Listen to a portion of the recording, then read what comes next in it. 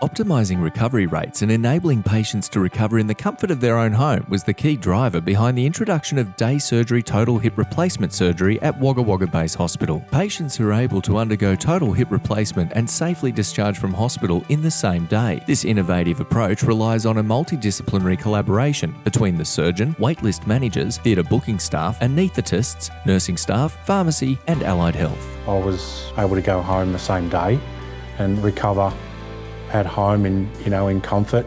So the Day Only Stay Total Hip Replacement program came about with Dr. Clout, who's one of our orthopaedic surgeons here. He was involved in Day Only Total Hip Replacement surgery overseas and wanted to bring this to our local area. So it's great to be able to give patients that choice. Getting them home as soon as possible is actually really good for their recovery. Delivering locally led, financially sustainable, patient-centred rural healthcare.